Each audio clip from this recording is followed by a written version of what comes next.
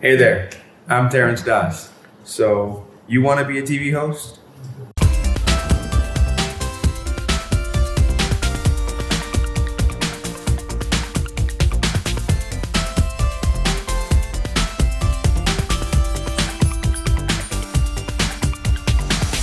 I have a law degree, so I would assume that's one of the qualifications that you might want to consider. I think today at RTM, they're making it mandatory that degree qualification is the bare minimum. So it's kind of moving up the ladder. It is something that a lot of people would see as unnecessary, because as long as you can talk, you can be on TV, right? But what comes out of your mouth is equally as important, and that filter in your head, I think, comes with some years of education. So if you have a degree, it would indicate that you have had at least 4 years of formal training in a certain discipline. So it provides you a filter. It's not so much the paper, it's more of what you get out of that education. So that's why it is still something that TV stations look at. We have IT graduates who are now producing news.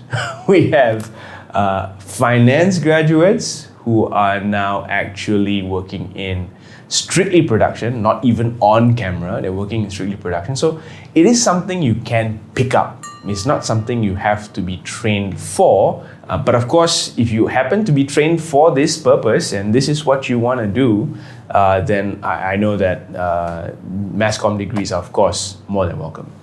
The thing about TV is it is a package thing. So if you look presentable on TV, you don't have to be, model material. But as long as you pick up well on camera, that's one of the most important things. I think it's across the board, any TV station.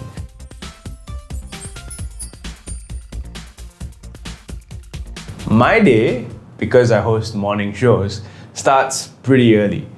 I'm up by 5:30, 6.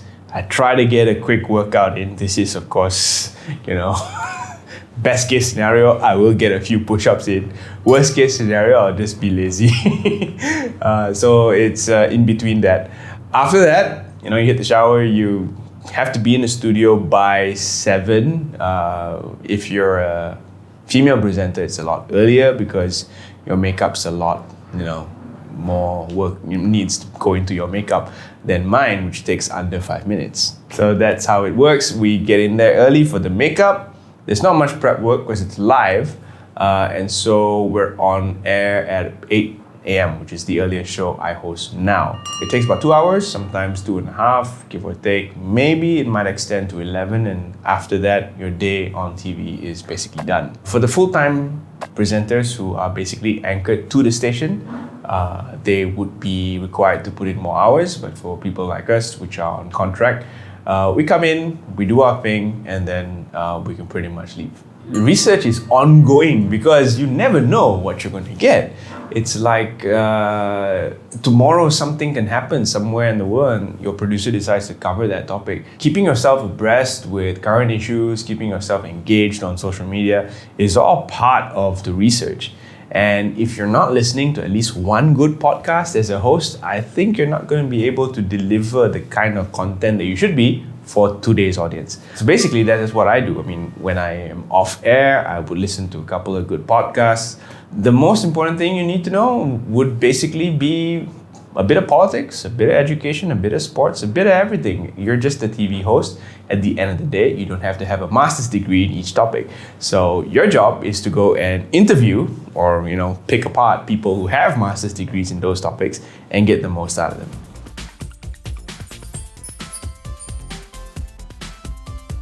Well, if you want to come on board as a host today, I can say it's a lot more challenging than what it was when I first started out. Today, I've heard of some stations and even some programs in RTM hiring based on your popularity on Instagram, which is very difficult to kind of gauge. If you're a new host and you have no traction online, no clout, I guess you are pretty disadvantaged there, which I think is a symptom of the times. The last audition we had for Selamat Pagi Malaysia still had about 100 candidates, so that's about the same amount of people that walked into that room, 15 years ago for that audition I went. So by and large, I think competition, although it is significantly higher, there's also a lot of opportunity. So please, don't be discouraged. People don't watch TV in the traditional sense, but what we do on RTM especially is to give credibility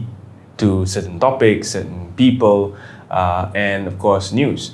Basically, you don't get your news from RTM, but you get it verified on RTM. So you might get a news piece of information from somewhere, but when it comes to credibility, then you look for it on our station. So that's what we're all about. We're also about telling people what's real and what's not, and it cuts across the board politically. So even if news about the opposition is something that's been skewed or been taken out of context, we will present that in all its truth.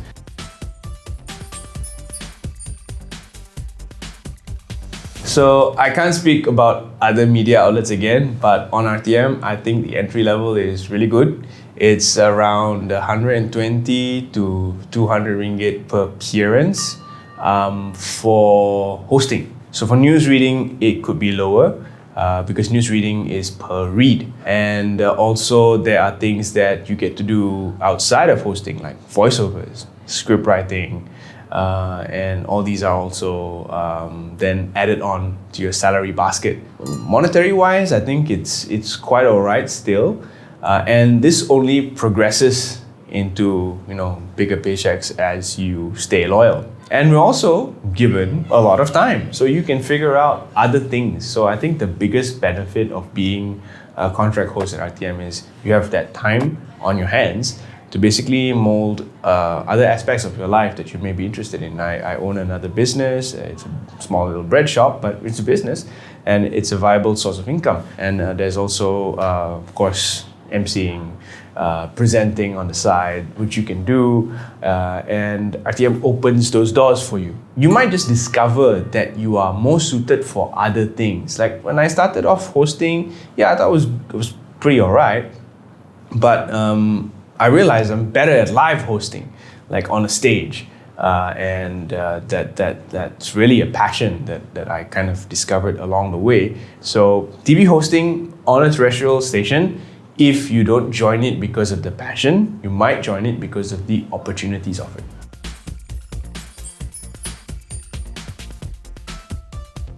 Ooh, challenges. Okay, the biggest challenge I faced in my job was when I started to realize that I was genetically predispositioned to lose my hair. So that was a challenge. I mean, I had hair. Alright, I had like really thick hair. If you go back on Instagram and check out my post, I think it's there somewhere, my hairy posts. They're still there. So you can check out the different hairstyles I had, and I don't know, was it the coloring that accelerated the entire process? But genetically I'm predisposed to, going shiny. So when that happened, that was a challenge for me naturally because there were no bald hosts on RTM at that time. I think having overcome that challenge now and embracing my chrome dome, and RTM doing the right thing by keeping a chrome dome on air has now opened the doors to our second chrome dome host. We have another one. So I think I've broken barriers. Everyone at that point in time on TV had hair, and I didn't know how I would look without my hair. So you can imagine, if you're someone going through the same circumstance, then only you will understand. It is a confidence thing, do I look good bald? You go back and look at pictures of your dad and then you turn sideways and say, okay, dad looks good sideways, dad looks good in the front, okay, maybe I can pull this off. And once you finally do it and you realize, hey, it's not too bad. Then you go back to your TV station and say, look, this is not something I'm doing for glamour purposes. This is something I cannot reverse. Would you still hire me? And then they look at you and say, all right, we'll try. And till this very day, I'm the only host on Selamat Pagi Malaysia that gets his head made up. Like literally, they will put powder on my head.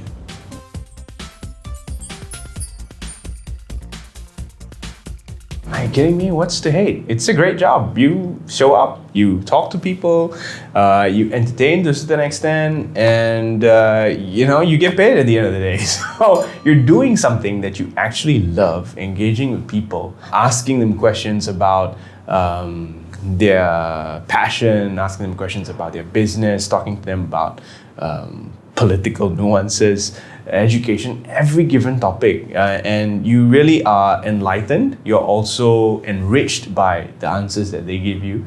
And you might be surprised, some of the guests you meet will actually change your life, because you might be set on a position going into an interview. And this guest could have that power, that potential to change your position. It is truly an experience that you cannot get anywhere else doing any other job. I get to meet people from so many different disciplines, so many different backgrounds, billionaires. I get to meet, I have a picture with Richard Branson. I mean, get out of town, Richard Branson, right? I have 2 pictures with Richard Branson, so that's amazing. I got to stand 42 Secret Service agents away from Barack Obama, which was pretty cool. And I don't think any other job would have opened up those kind of opportunities. So these are things that can happen for you if you're in hosting, if you're a host. All you have to do is to please be open to embracing those opportunities. If you're just going in there for a paycheck, then you're in the wrong job.